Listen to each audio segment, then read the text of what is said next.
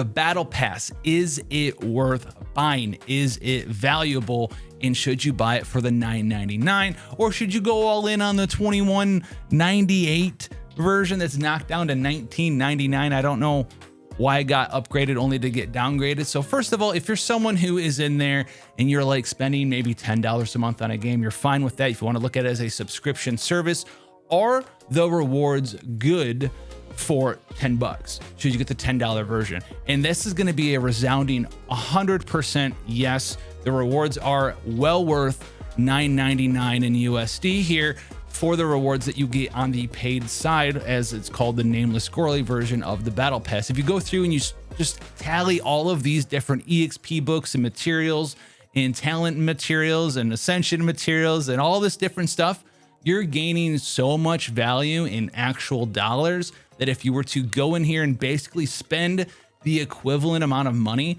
to buy access to paid currency for refreshing your Trailblaze power, to go and farm extra traveler's guides and refined aethers and bonus credits, right? This is 80,000 at level 13. You'd be spending hundreds and hundreds and hundreds and hundreds of dollars to try to gain access to all of these materials, especially early on in a game like Honkai Star Rail, because most players can't even farm up the 4-star version of these leveling materials quite yet. So the $9.99 is extremely valuable. It's probably, well, it's not even probably, it's definitely the most value you can gain access to and spend in Honkai Star Rail. That being said though, don't feel pressured to do it.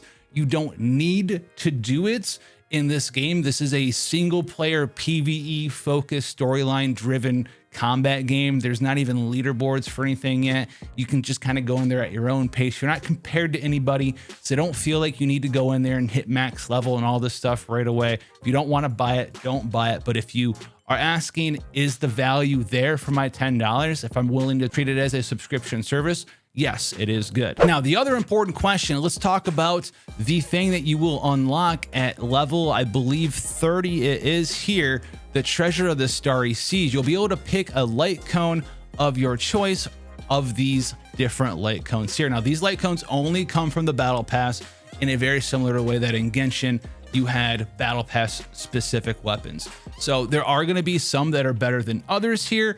They're all pretty good, but some of them, well, will have better alternatives for their class light cones than other classes do. So let's get into it. The first one here is We Will Meet Again. This is going to be a Nihility card, and the ability on this card is going to be Discourse in Arms. After the wearer uses a basic attack or a skill, deal additional damage equal to 48% of the wearer's attack to a random enemy that has been attacked. This card is fine. I will say it's probably something that you'll get more use out of earlier on.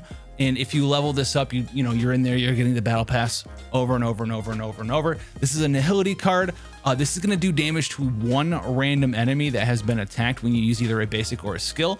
It's pretty good early on. It's going to make your basics especially do a lot of damage. Early on, your basic attack modifiers 50%, 60%. So you're going to get a lot of value on a Nihility character, such as like maybe Sampo, you don't have skills to use.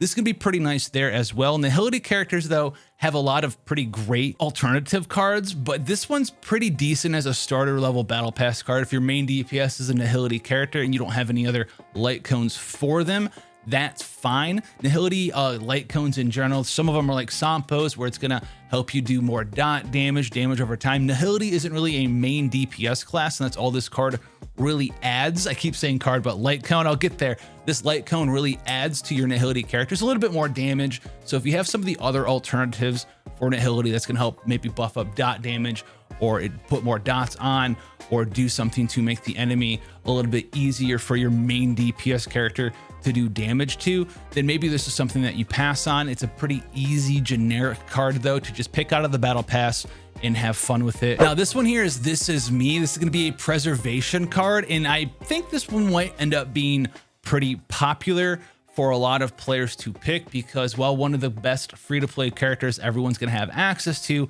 outside of March 7th, who's a defense scaling character on her shield, but also we have the Fire Trailblazer that a lot of you will be gaining access to once you get above Trailblazer level 24 and beyond and unlock that character change there. Now this card's going to increase your defense by 16%, and also increases the damage of the wearer when they use their ultimate by 60% of their defense as well. So if you have like a bruisery focused preservation character, such as the Trailblazer, maybe you shifted them over from the physical Trailblazer to the fire Trailblazer, and you want to buff up the shields that they give you with increasing their defense, this card's going to help you do that, but it's also going to facilitate your fire Trailblazer doing more damage with their ultimate ability as well. So there's a lot of preservation cards that will help you tank down. This one is more of a offensive preservation card. So if that's something that is sort of in the team composition that you're making, you want more damage from your tank, from your preservation character, this can help you out there as well. So this one's pretty good, and I could see a lot of players picking this just for the reasons that I stated. Now we have this one now, Return to Darkness. This is a card for the hunts, and this one's actually really good. It might be my favorite one, but there's a little bit of nuances to it because there's a lot of really good hunt cards that you could gain access to here. So Return to Darkness, the ability on it, you're gonna get 12% crit always. And then after you crit hit, there's gonna be a 16% fixed chance that you can increase with effectiveness to dispel a buff on the enemy. Really what we're looking at here is crit rate early on in the game. Your gear quality is not that great. Characters like Yang Qing, for instance, are very attractive early on in the game because you get so much free crit chance. And this is something that's going to allow you to sort of upgrade your gear quality and get that extra crit chance there. We don't really care too much about the dispel of the buff, but this is something that's going to ebb and flow into usefulness depending on the kind of buffs that your enemy has. If you're going into more difficult content where enemies do have buffs and you can dispel them, this is going to allow your hunt character to bring a little bit of extra utility, right? Think of someone like Dan Hung with this card. He's going to be able to apply speed down and dispel stuff at the same time. It's a very nice card. Obviously, if you get to max level, it's 24 crit chance, but that's going to take multiple months of picking this card up. Now, there are a couple of downsides for this card, and that's because there's a lot of really good hunt cards.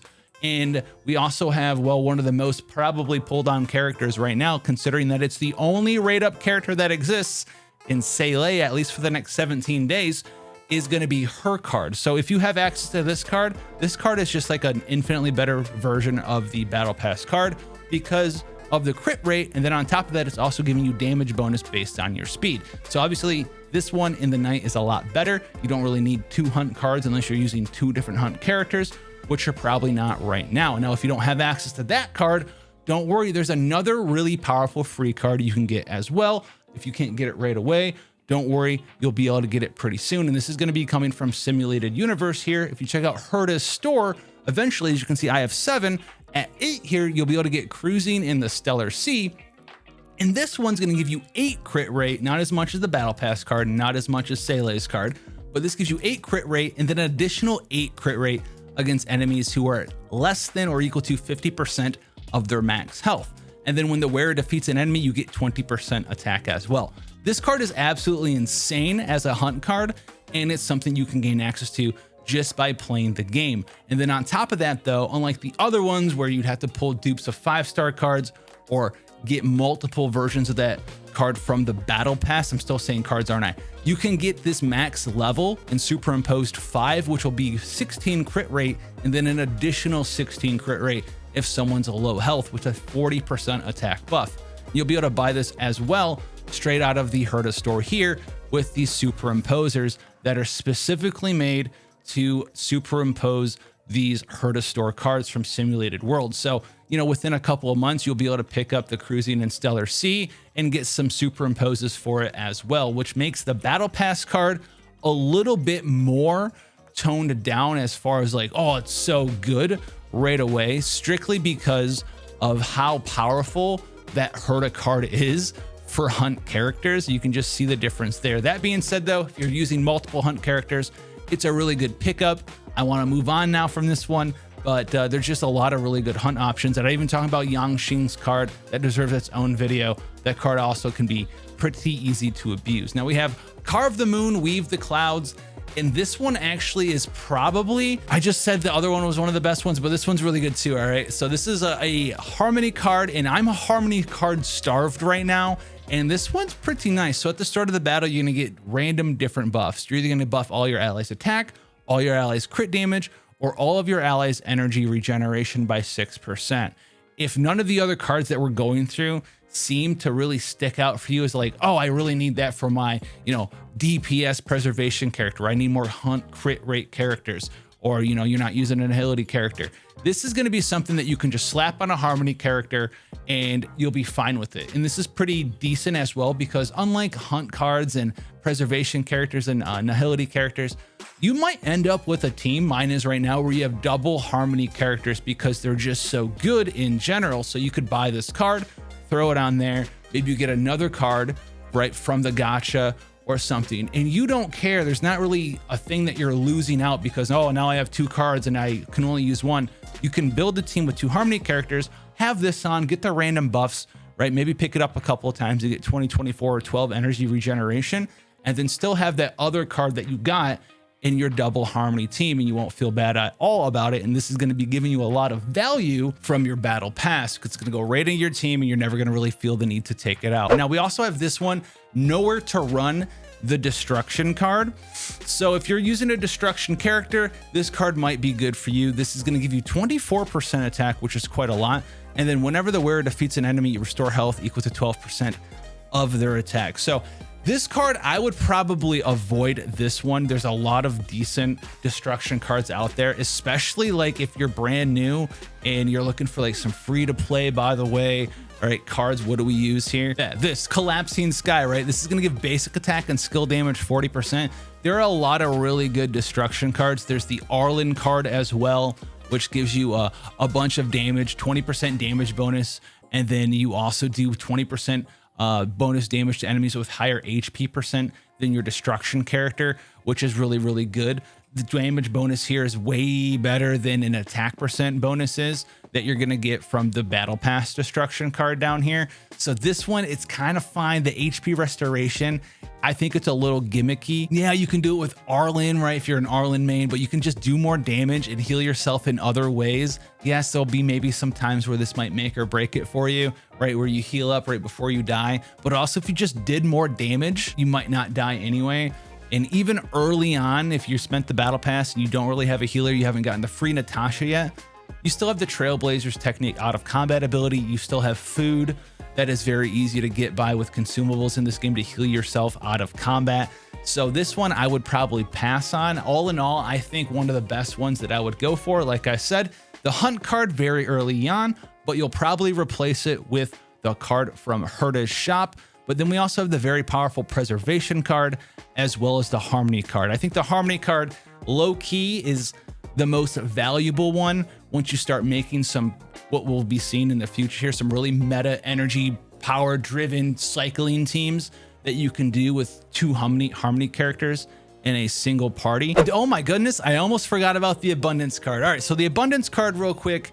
Listen, it's an abundance card. So this means that if you're picking this card, you literally, as of right now, putting it on either Natasha or Bailu. They're the only 2 abundance characters in the game. And so what this card's going to do, it's going to increase their max HP, which is going to by direct, increase their healing from their skills and their ultimates because they're based off of their health. And then on top of that, it's going to make them heal your whole party by a very small amount whenever they use a basic attack or a skill. It's going to be equal to 2% of the character's respective max HP. So this one's fine early on. If early on you have Bailu and Natasha though, I don't really know that you need more healing with either of those characters. And then once you start getting into some of the more difficult stuff, like world level 4 or 5, maybe even 3 of a simulated universe or the mirror world or something, 2% of your max health on each of your characters isn't a ton. 2% of the tankiest character's health is still only 2. And things start hitting you for way more than that. And this is going to be barely noticeable. For all of those reasons, I would definitely skip on this one. I don't like the Abundance card. The Destruction card does not suit well with me either. Nihility could be good, especially early on. This straight up damage bonus is very nice. But the game winners for me are the preservation card, the hunt card, as long as you don't have any of the other hunt cards yet, or the harmony card, just because you're going to be using so many different harmony characters in your teams and time in a Honkai Star Rail. You'll probably always find a use for this one, guys. With that being said, guys, make sure you check out some of the other content. Leave a like down below, give someone a call, and I'll check you guys out in the next one. Did I say check you guys out?